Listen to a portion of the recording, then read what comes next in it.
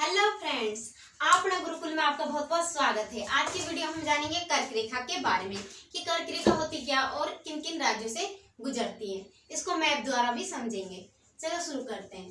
कर्क रेखा को इंग्लिश में ड्रॉपिंग ऑफ कैंसर कहते हैं। क्या कहते हैं? Dropping of cancer. ठीक है। कर्क रेखा उत्तरी गोलार्ध में भूमध्य रेखा के समांतर 23.5 डिग्री पर खींची गई एक रेखा होती है। ये रेखा वैसे होती नहीं है अपनी पृथ्वी पर, उस पे कहीं पर भी नहीं है, लेकिन ग्लोब जब पृथ्वी का छोटा प्रतिरूप बनाया गया, उसको स्वरूप बनाया गया, तो उसमें क्या एक कर्क रेखा को समझाने के लिए, समझने के लिए कि उसको जो भारत को दो भागों में विभाजित करती है कर्क रेखा, समझने के लिए उसमें क्या करा कि एक रेखा खींची गई। तो ये वाली जो देख रहे हो ये क्या है? 0 डिग्री पर क्या है? विषुवत रेखा, जो विश्व को दो भागों में बांटती है। ठीक है। इससे ऊपर क्या होता है? इससे ऊपर ये वाली क्या होती है? कर्क रेखा। कर्क रेखा जो 23.5 डिग्री पर उत्तरी अक्षांश पर होती है, उत्तरी अक्षांश पर। ठीक है। जो ये कर्क रेखा होती है और यहाँ पर क्या है? अपना सूर्य है। ठीक है। ये क्या है? सूर्य है। और यहाँ पे होती है मकर रेखा। मकर रेखा ये भी 23.5 डिग्री दक्षिण अक्षांश पर होती है। ठीक है। दक्षिण अक्षांश पर। और यहाँ पर क्या होता है? जो ये वाली होती है अंटार्कटिक, जो 66.5 डिग्री पर होती है दक्षिणी अक्षांश से। और यहाँ होता है अंटार्कटिक, ये भी 66.5 डिग्री पर होता है। और ये होती है, ये इसको बोलते हैं उत्तरी ध्रुव। क्या बोलते हैं? उत्तरी ध्रुव। उत्तरी ध्रुव ये होता है दक्षिण ध्रुव। दक्षिण ध्रुव ये 90 डिग्री पर होता है। ठीक है। यहाँ पर क्या होता है? 90 डिग्री। तो इसमें जो कर्क रेखा है उसमें क्या है? ये जो रेखा है यहाँ पर कर्क रेखा, तो ये क्या है? कर्क रेखा इस तरह से खींची गई है। तो वो भी कहाँ पे? 23.5 डिग्री उत्तरी अक्षांश पर खींची गई है।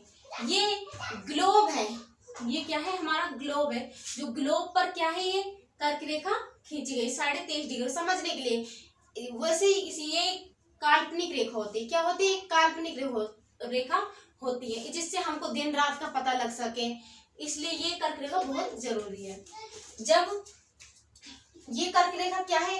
अस्थायी है, स्थायी नहीं है कि इसमें क्या है, ये कभी कभी तो ज्यादा झुक जाती है तो कभी वैसे मतलब हो जाती है। तो ये क्या है, इसलिए इसे कहते हैं इस रेखा की स्थिति स्थायी नहीं है। इसमें क्या होता रहता है? फेरबदल होता रहता है। ठीक है। कभी ये ज्यादा ही झुक जाती है। तो 21 जून को क्या होता है? जब सूर्य इस रेखा के ऊपर होता है, जब ये सूर्य की रेखा कहाँ जाती है? इस किरणें इस पे पड़ती हैं कर्क रेखा पर, तो क्या होता है कि यहाँ पर सूर्य की रेखा वर्ष में एक बार क्या होती है? लंबवत पड़ती है। लंबवत पड़ने के कारण क्या होता है? यहाँ पर क्या होता है? दिन बड़ा होता है और रात छोटी होती है। और क्या होता है? इसमें जो गर्मी है, जो तापमान, अगर सूर्य की किरणें इस पे लंबवत पड़ेंगी तो क्या होगा? तापमान अधिक होगा, गर्मी अधिक लगेगी। तो इस पर क्या होता है?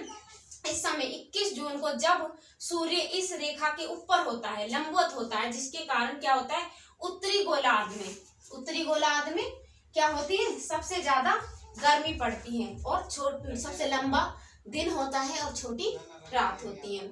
इसी पर क्या है? हमारा भारत यहाँ से एक है। ठीक है।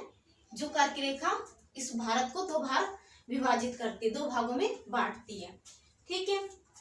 कर्क रेखा का जो एक बड़ा अद्भुत केंद्र है वो कहाँ पर है? मध्य प्रदेश के उज्जैन शहर में है। वहां पर क्या है? कर्क रेखा का बहुत बड़ा केंद्र है। ठीक है। इसी के साथ अब हम शुरू करते हैं कि जो कर्क रेखा है भारत को किन किन राज्यों में को काटती है। जो कर्क रेखा है किन किन राज्यों को काटती है? देखो यहाँ पर क्या है? ये मैप द्वारा समझते हैं इसको।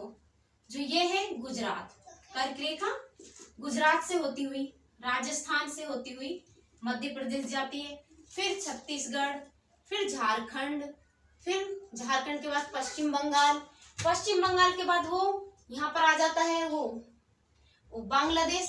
क्या आ जाता है? ये है बांग्लादेश, ये है बांग्लादेश, यहाँ पर बांग्लादेश होता है, ठीक है। और ये है त्रिपुरा और मिजोरम। कितने कितने कर्क रेखा कितने राज्यों को काटती है? तो 8 राज्यों को काटती है। गुजरात, राजस्थान, मध्य प्रदेश, छत्तीसगढ़, झारखंड और बांग्लादेश नहीं, पश्चिम बंगाल और त्रिपुरा और मिजोरम, ये 8 राज्यों को काटती है। इसको हम एक ट्रिक के द्वारा भी समझ सकते हैं। जैसे किसी बच्चे को ऐसे याद होता है मैप से, किसी को ट्रिक से याद होता है, तो हमने दोनों तरीके से इसमें बताया है। अब है देखते हैं ट्रिक।